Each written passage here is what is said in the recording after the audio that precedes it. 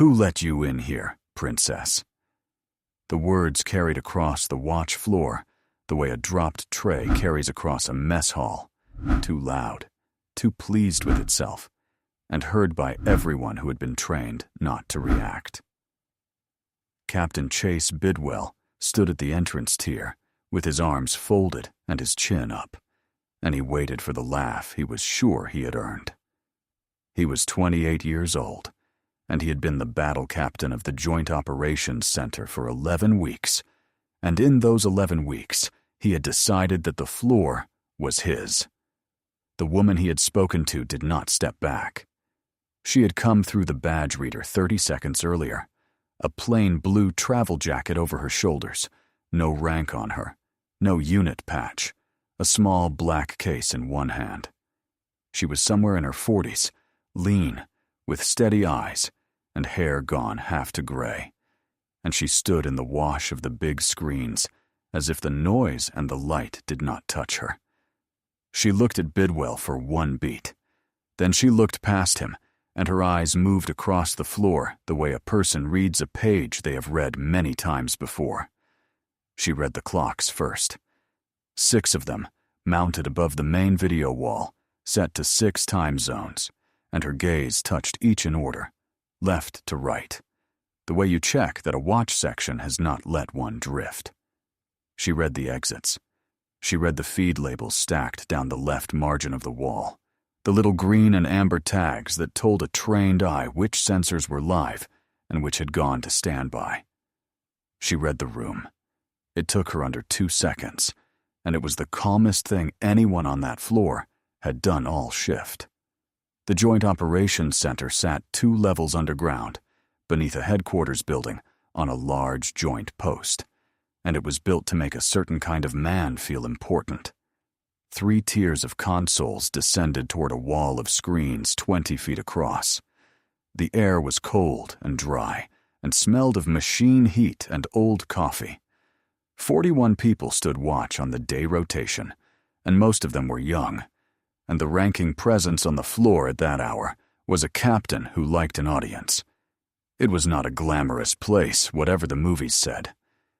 It was a cold room where tired people watched gray pictures and waited, mostly for nothing to happen, and prayed on the bad days that they were watching the right gray picture at the right minute.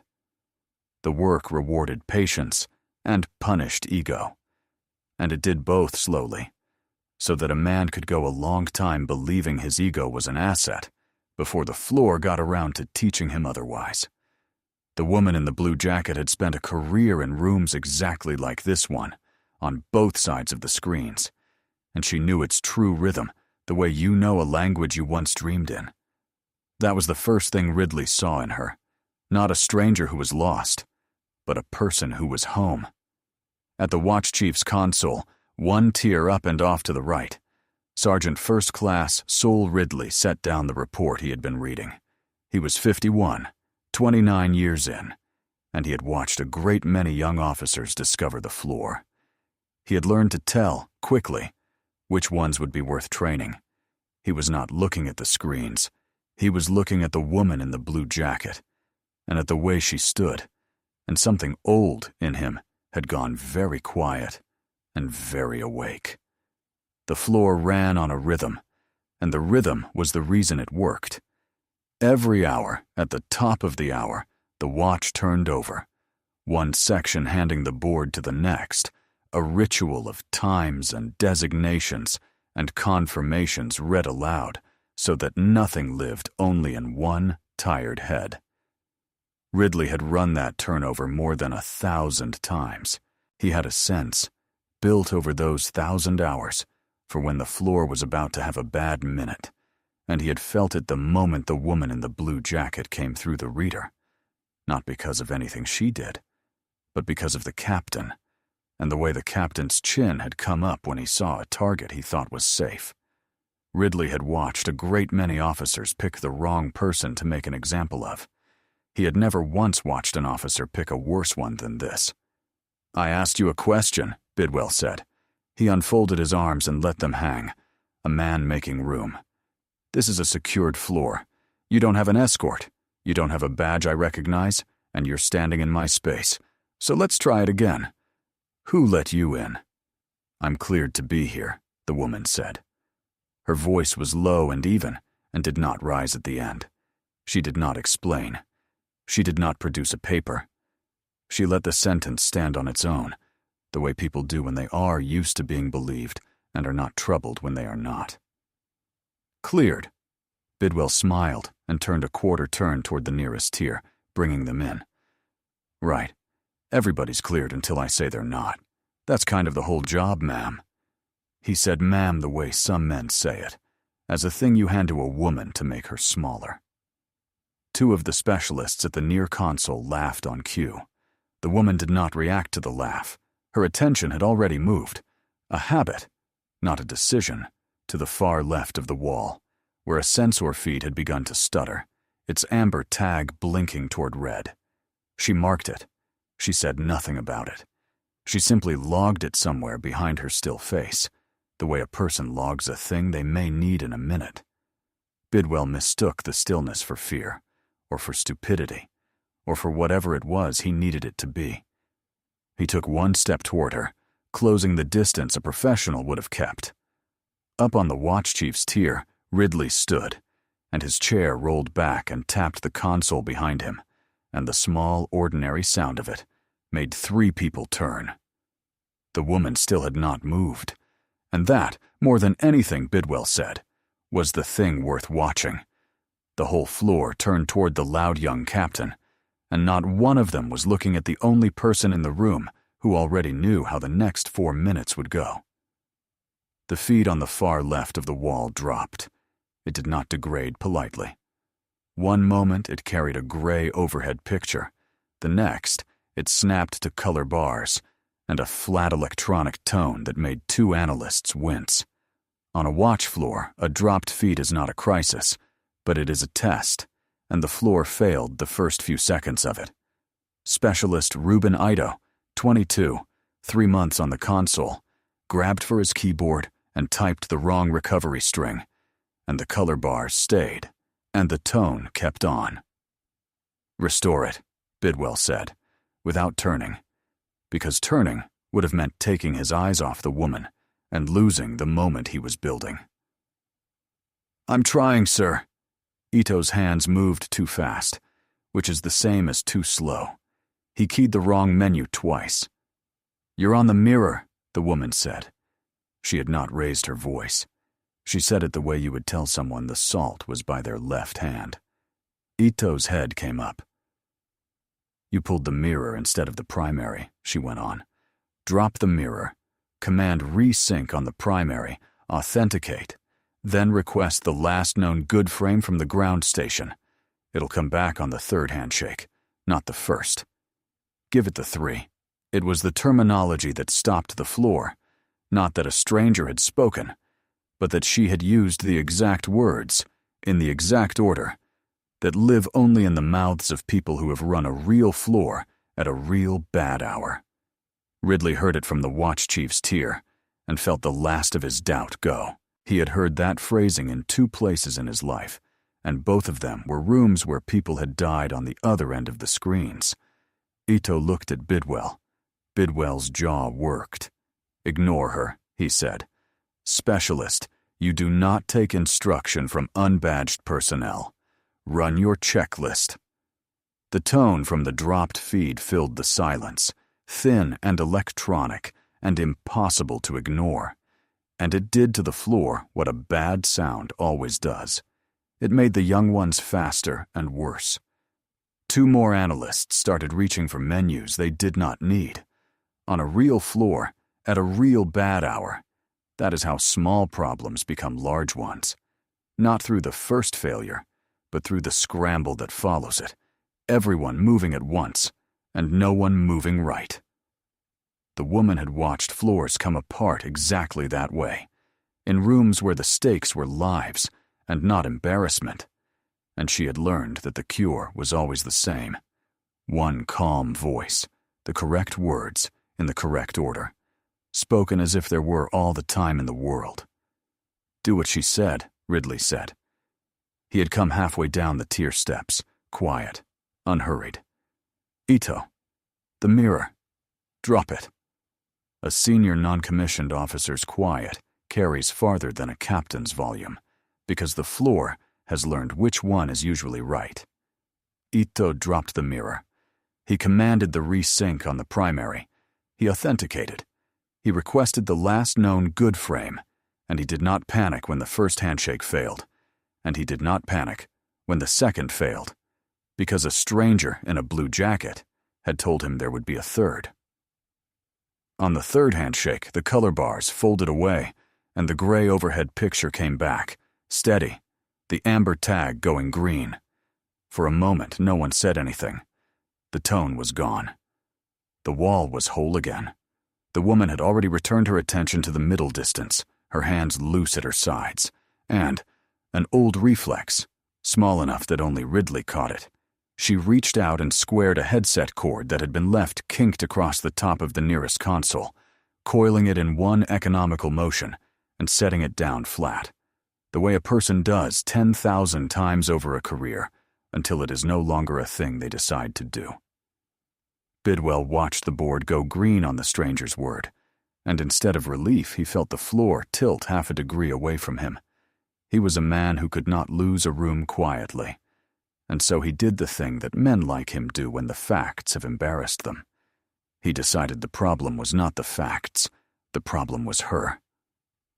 "Well," Bidwell said, spreading his hands for the tier, "we've got ourselves a real expert." He had recovered his smile. He turned it into a bit, because a bit was the one weapon he was sure of.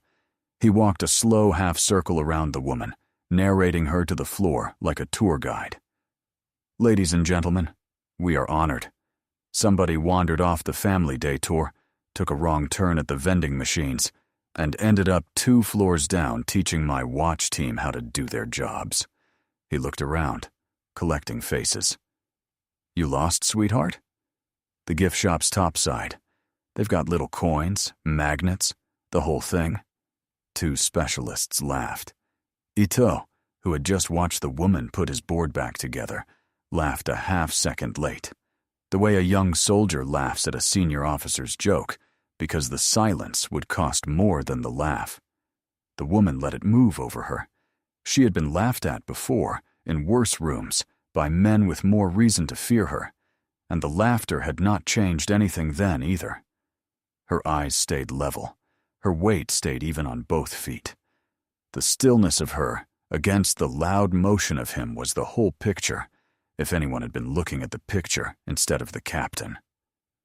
"I'll make it easy," Bidwell said. He swept a hand toward the hatch at the back of the floor. A mock formal escort. A man performing courtesy as an insult. "Right this way. I'll even walk you to the elevator myself. We'll call it a VIP experience." She did not move toward the hatch. "Ma'am, I'm being polite." The smile thinned. "That runs out." Ridley spoke from a few feet away, low and flat. "Captain, a word." "In a minute, Sergeant." Bidwell did not look at him. To pull rank on a senior non-commissioned officer in front of the floor, in the middle of the bit, was the kind of thing Bidwell did without feeling the cost of it. "I'm handling the tour." Ridley stopped. He did not push it. He had spent 29 years learning when a thing could still be stopped with words, and when it had gone past that, and he could feel this one going past it, and he began, quietly, to move toward the watch chief's console, where the tools were. The bit had curdled. What had started as teasing had hardened into contempt, and the floor felt it, and the 2 specialists who had laughed did not laugh again. Bidwell felt the room cooling and read it, as he read everything, as a challenge to his authority rather than a warning about it. He tried another joke, and it landed worse than the first, because a room can smell when a man is performing confidence instead of feeling it. He asked her if she wanted a chair, sweetheart, a nice, soft chair, and no one laughed at all this time, and the silence after it was its own kind of verdict. A specialist near the front looked down at the deck. Ridley did not look away. He had positioned himself now within one step of the woman, and he was watching the captain's hands, because hands are the thing that tells you when words are about to end. If you have ever watched a young man mistake a quiet person's patience for permission, if you have ever watched someone decide that a woman's stillness was an invitation to go one step further, then you already know the shape of what came next, and you already know it will be answered. Stay with this one. Subscribe to the Veteran Vault, and let this story find the people who need it. Bidwell's smile went away entirely. He had asked her to leave with words, and with a joke, and with a mock courtesy, and she had stood in his floor and let his board be fixed by her voice. Words were not going to move her. He decided, in the small, ugly way a man decides these things, that he would move her himself. He crossed the last of the distance and took her by the arm. He did it the way a man does, who has never once in his life been made to pay for putting his hands on someone. Quick, careless, sure of the outcome. His fingers closed on her forearm just below the elbow, and he twisted, turning her wrist and her shoulder toward the hatch, steering her, marching her, a captain removing an obstacle from his floor. She let him. That was the part no one understood yet. She did not wrench away. She did not cry out. She did not plant her feet and make a scene that he could then win by being bigger. She let the pressure turn her, and she moved with it, one step and then another toward the back of the floor, and to the 40 people watching it, looked, for one terrible second, like exactly what Bidwell wanted it to look like. A nobody being walked out. But Ridley was watching her feet, and her feet were wrong. A civilian being marched by the arm stumbles. A civilian's balance breaks, the shoulder leads, and the hips fight it, and the feet scramble to catch up. Her balance did not break. She moved with the twist instead of against it, her weight staying centered over her own base the whole way, absorbing his leverage and giving him nothing to pull against, so that a man wrenching her arm looked, to anyone who knew how to look, like a man leaning on a wall and calling it strength. She was not being marched. She was permitting a march.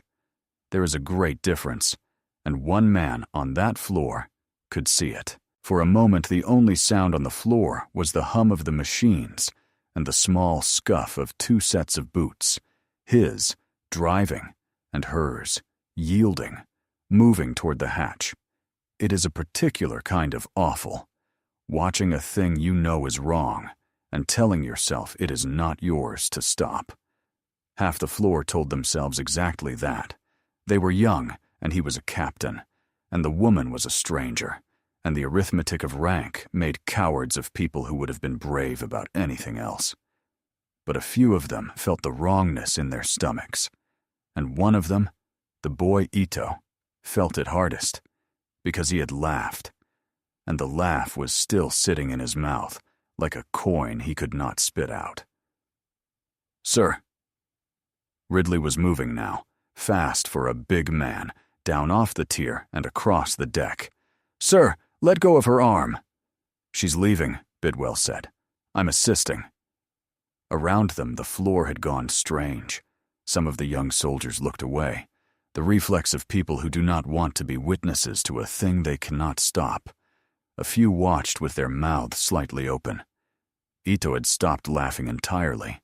He stood half out of his chair, one hand still on his console, his face the face of a boy, realizing he has cheered for the wrong side and cannot now remember why. Ridley reached them at the second console from the hatch. He did not grab the captain. He put his hand flat on Bidwell's wrist, the wrist of the hand that held her arm, and he applied no force at all, just contact. Just the weight of a senior non-commissioned officer's hand, and 30 years of the Army in it. "Captain," Ridley said, very quietly, so that it was almost only for the 3 of them, "take your hand off her arm. Right now." Bidwell scoffed. But he had felt something in the last few seconds that he could not name. The wrongness of pulling on an arm that gave him nothing. The wall that did not move. The senior chief's hand on his wrist that carried no anger, and somehow, for that, frightened him more. He did not let go. Pride would not let him. But he stopped moving toward the hatch, and the three of them stood locked there in the cold light. The captain's grip, the sergeant's hand, the still woman who had let herself be taken. While high on the wall, the changeover clock rolled the last 30 seconds toward the top of the hour. "Son," Ridley said, and there was no anger in it, which was the worst thing about it. "You have no idea who that is." Bidwell laughed, one short exhale. "Enlighten me." "Take your hand," Ridley said, "off the colonel's arm." The word went into the captain and stopped something. "Colonel." He held it for half a second, and then threw it off the way you throw off a thing you cannot afford to believe. "There's no colonel on my floor, Sergeant. There's an unbadged civilian and a watch chief who's about to have a very long day." But Ridley was already gone from him. He turned and crossed to the watch chief's console in 4 long steps, and he keyed the changeover. The top of watch push that every joint floor runs at the turn of the hour. The handoff of the board from one section to the next, and into the same push he keyed the notice that had been sitting in the system since 0600, flagged and waiting. The notice that Bidwell, in 11 weeks of running the floor as his own, had never once bothered to read. "Senior watch officer," Ridley said, clear now, pitched for the floor. "Incoming commander is on the deck." The senior watch officer, a major 2 tiers up who had been on a phone, put the phone down, and the woman in the blue jacket, for the first time, said a full sentence. She turned her head, only her head, her arm still loosely in Bidwell's slackening grip. And she looked at the captain with those level, unhurried eyes, and she spoke without heat, the way a person corrects a subordinate's math. "Captain Bidwell." She had read his name off his uniform in the first 2 seconds, and kept it, the way she kept everything. "You'll want to stand your watch by the book for the next 30 seconds. All of it. Starting with your hand." Who do you think?" Ridley stood at the watch chief's console with his hand on the changeover key and did not press it in anger. He pressed it the way you close a circuit you have been trained your whole career to close correctly. Deliberately, in sequence, announcing each step. The incoming commander notice had been in the system since before dawn, flagged priority, requiring only the eyes of whoever ran the floor at the turn of the hour. Bidwell had never read it. He had spent 11 weeks deciding the floor was his, and had never once done the one small, unglamorous thing the floor asked of him. That, more than the arm, more than the words, was the whole of him, and it was about to be printed on every screen in the room. What the captain in the pressed uniform did not know was what the next 30 seconds were about to teach him, and the whole floor with him. Subscribe to the Veteran Vault so you do not miss it. The main video wall flickered. It went, all 20 feet of it, to the deep blue of the changeover screen, the seal of the command turning slowly at the center, and then it began to load a file. And down the 3 tiers, one after another, every console on the floor flickered to the same blue and began to load the same file, 40 screens, turning the same color at the same moment, so that the whole room lit that cold electric blue at once, and the analysts looked down at their stations and then up at the wall. Bidwell's hand had loosened on her arm without his deciding it. He did not know yet that the file loading on every screen in his kingdom was her, but he felt the floor finish tilting, all the way over now, and for the first time since she had walked through the badge reader, he was afraid. The valley did not have a name that mattered, only a number, and the number was on every map they carried. It was the autumn of 2012, and Captain Adele Kessner was 29 years old, and she lay on a ridgeline 800 meters above a compromised infill, with her team scattered in the rocks, and the night coming apart around them. The plan had died in the first 4 minutes. The plan always dies. That is what the ridgeline teaches you. What is left after the plan dies is the thing they cannot train into you and cannot train out. The count you keep in your head when everyone else has stopped counting. She kept the count. 4 wounded. 2 who could still move under their own power. 2 who could not. 1 bird inbound. 11 minutes out.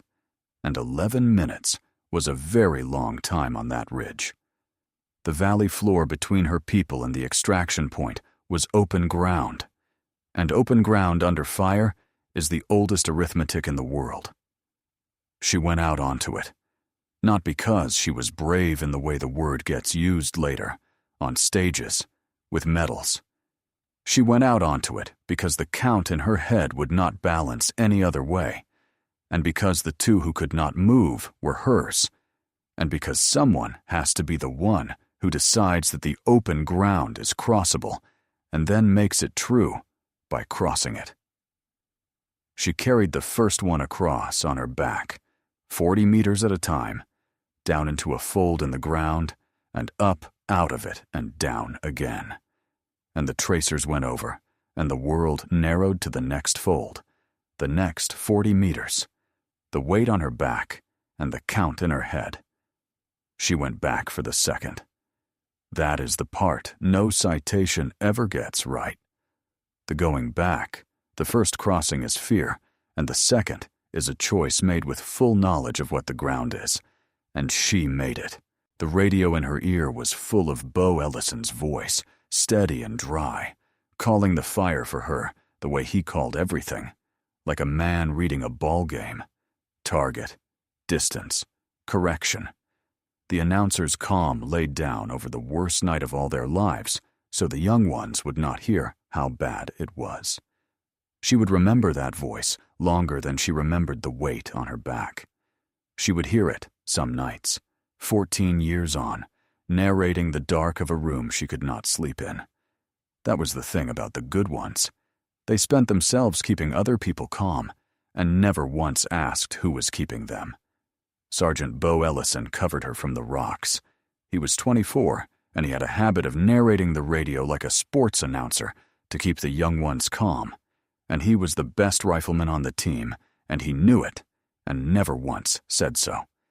He held the near ridge while she carried her wounded across, and he was still holding it when the bird came in low and loud out of the dark, and he was moving to the last fold to follow her when the ground took him. There is no clean way to write what open ground does to a plan or to a man. One moment, the near ridge had a voice on it, dry and steady, calling corrections. The next, the voice was gone, and the ridge was only rock. And Kessner was already turning back toward it before her mind had finished the sentence her body had started. She did not reach him in time. There's no version of that night, run 10,000 times in the dark of 10,000 later rooms, in which she reaches him in time. She has run all 10,000 of them. She knows. She had him for a moment on the ramp. She had her hand flat on the steel of the ramp and his hand near hers, and the crew chief screaming for lift. And then the moment was over, the way those moments are always over, without permission. And the bird went up into the dark with the count 1 short, and it never balanced again, not in 14 years. There is a lie people tell about that kind of night, that you get past it. The time closes over it like water. Time does not close over it. You build a life on top of it, and the life is real. The promotions and the commands and the quiet competence. But underneath it the ridge is always there, and the count is always 1 short, and the stillness people admire in you is only the sound the ridge makes when you have learned to carry it without letting it show. They gave her the silver star for the open ground. They gave her a call sign that a task force spoke into their radios for a decade after. Wraith, the one who crossed the ground the enemy thought could not be crossed, and came back out of it. She let them pin the star on because refusing would have made it about her. But the star was never the thing she carried. The thing she carried was the weight of a man's hand near hers on a steel ramp. And the stillness, the terrible, patient stillness that people mistook, ever after, for calm, was only the shape a person takes when they have already survived the worst thing the world can do to them, and have nothing smaller left to fear. The woman standing on the watch floor in a plain blue jacket, letting a boy captain twist her arm, was the woman who had carried the dead and the living across that valley. The floor did not know it yet. In 4 seconds, it would. Bidwell should have let go. Every instinct that was worth anything in him was telling him to let go. The blue on the wall, the blue on every console, the senior watch officer coming down off his tier, the word colonel still hanging in the cold air. A wiser man, or only a more frightened one, would have opened his hand and stepped back and started building the story he would tell himself later. Bidwell was too proud to be that frightened yet. And pride, at the exact wrong moment, made him cross the line the record was about to draw for him. He gave her arm a last wrench, a small, vicious correction, a man reasserting a claim he could feel slipping. And with his other hand, he reached for the badge reader by the hatch, meaning to force the point, to physically put her off his floor before the screens could finish whatever they were doing, as if removing her from the room could remove the thing that was happening in it. And the operator beneath the stillness moved for the first time. It was not violence. If you had blinked, you would have missed it. And afterward, the specialists who swore they saw it could not agree on what it was. She shifted her weight. One controlled settling, a few degrees, a redistribution so economical it did not look like a technique at all, and Bidwell's leverage simply ceased to exist. The arm he had been twisting was no longer where his strength expected it to be. His own force, meeting nothing, pulled him a half step off his base, and for 1 full second, the young captain understood, in his body, and not his mind, exactly how completely he was outmatched. That the woman he had been marching around his floor had been letting him do it, and could have stopped it at any moment in the last 3 minutes, and had chosen not to embarrass him until the record could do it properly. He caught his balance. His face had gone white at the edges.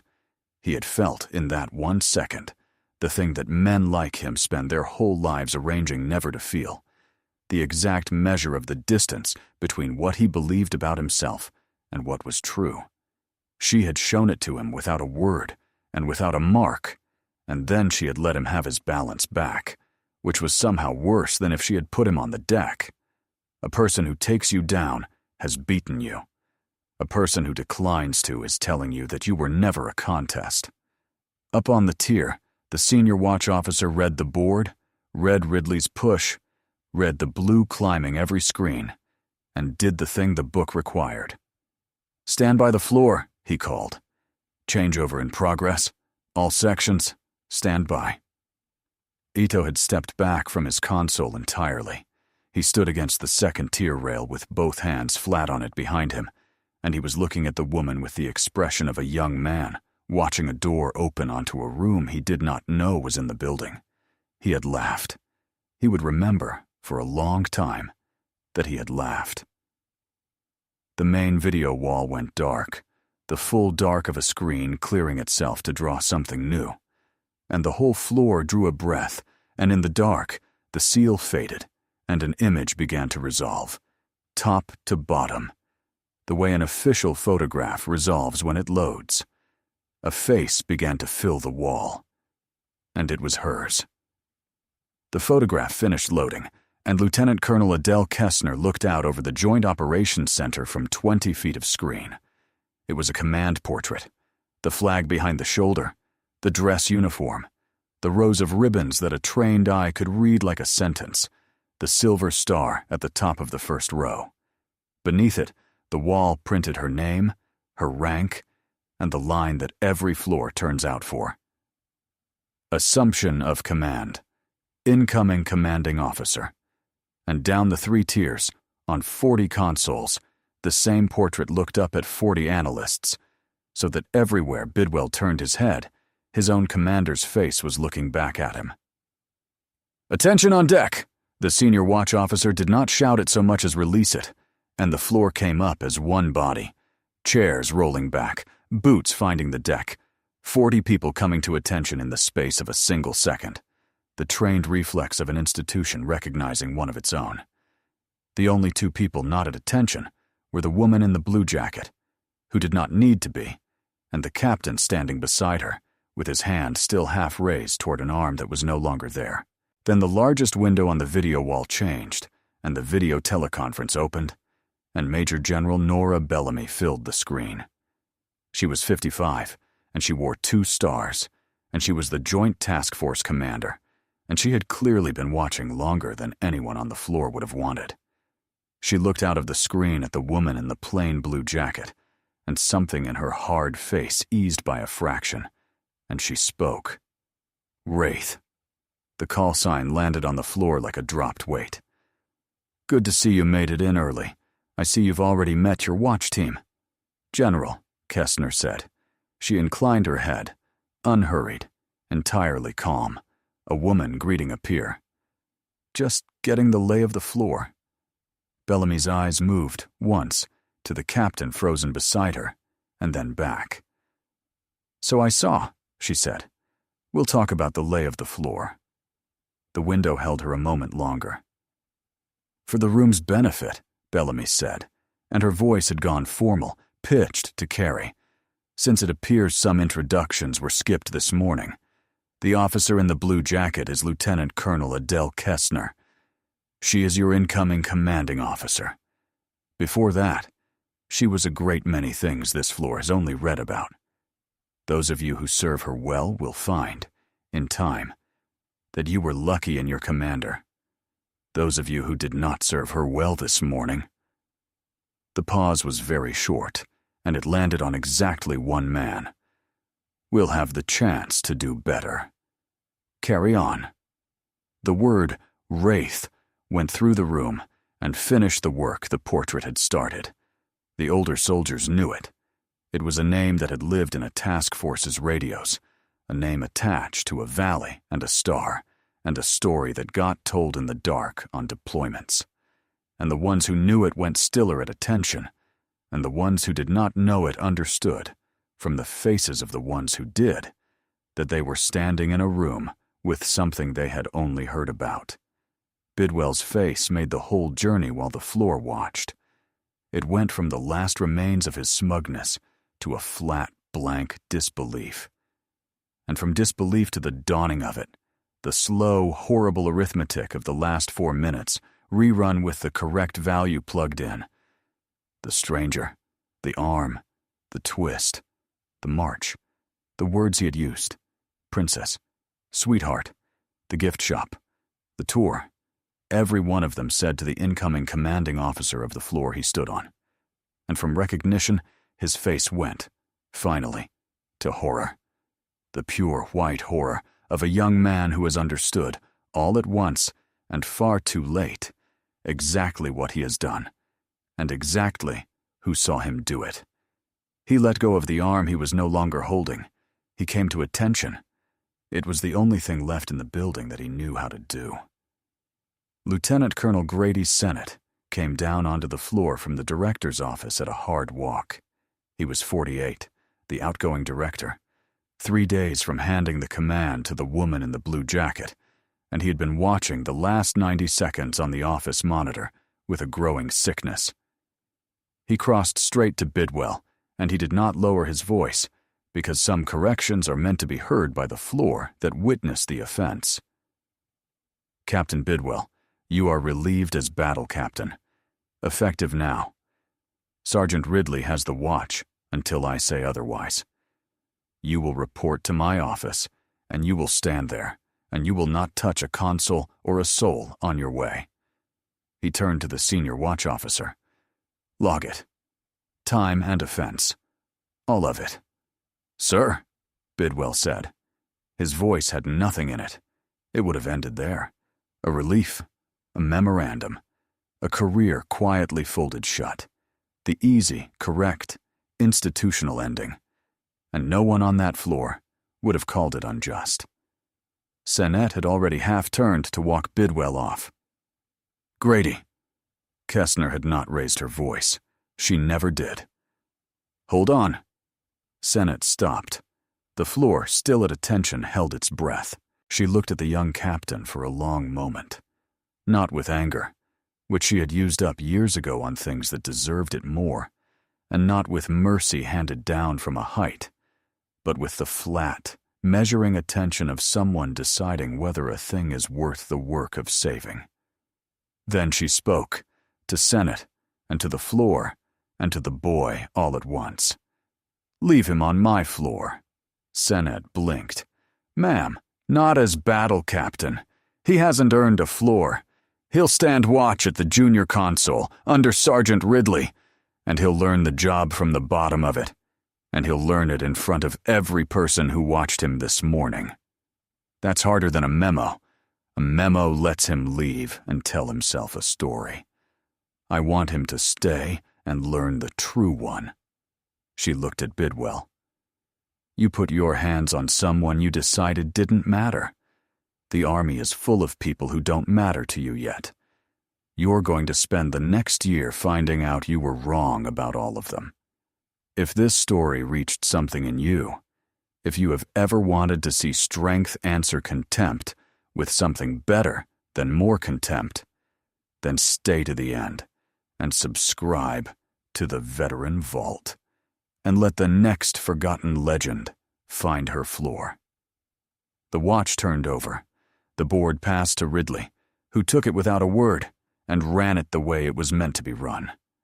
The floor went back to work, quieter than it had been in 11 weeks. Bidwell took the junior console. He took it that same shift because Kestner did not believe in letting a lesson cool before it set. He sat where Ito sat, at the bottom of the floor, and Ridley stood over him and taught him the board one designation at a time, in the same flat, patient voice he used on every new soldier. No cruelty in it, and no mercy either. Only the job. The floor watched the captain who had owned the room that morning learn the room from its lowest seat, and something in the watching healed a little, because they had all wondered, through 11 weeks, whether the floor would ever be set right, and now they were seeing exactly how it was done. Later, after the shift, after the memorandum that was written anyway, because the offense was real, after the general's window had closed, Captain Chase Bidwell found Lieutenant Colonel Kestner in the corridor outside the floor, and he stood in front of her, and whatever he had rehearsed left him. "Ma'am, there's nothing I can say that fixes it." "No," she agreed, "there isn't." "Then why keep me?" She was quiet a moment. Her hand rose and settled flat against the cold wall beside her, palm down, the way a hand settles on a thing that will not move. And for one beat, she was not in a corridor at all, but on a steel ramp 14 years gone, with the count one short. Then she came back. "Because a man held a ridge for me once, so I could carry people across ground everybody said couldn't be crossed," she said. "His name was Bo Ellison. He was 24. He'd have laughed at you this morning, and then he'd have taught you every day for a year, because that's what the good ones do with the ones who don't know yet. I don't get to do that for him anymore, so I'll do it for you. Don't waste it." Specialist Reuben Ito was standing a few feet down the corridor, having waited to say something, and found it too large to say. She saw him. "You laughed," she said, not unkindly. "Yes, ma'am. I'm sorry, ma'am. You also fixed the board when I told you how. Remember that you can be both. Then decide which one you want to be more." She nodded to the two of them, and she turned, and she walked back onto the floor that was hers now. The quiet floor, the whole board green, the clocks in their 6 time zones, carrying what she had always carried, and setting none of it down, because the valor never asks to be put down. It only asks to be recognized, and then it goes back to work. Ridley watched her go. He had seen, in 29 years, exactly a handful of people who wore their weight the way she wore hers. Not hidden, not displayed, simply carried, the way a person carries their own name. He turned back to the board. The clocks ran on in their 6 time zones. Somewhere out at the edge of one of those gray pictures, the world went on being dangerous, and the floor went on watching it. Quieter and better than it had been that morning. Under a commander, most of them had spent 4 minutes failing to see. They would not fail to see her again. That was the whole of what the morning had bought, and it was enough. Some warriors fade quietly into the years, but the valor never leaves them. Honor the ones who carry it in silence. Thank you for staying and watching. Subscribe to the Veteran Vault for more.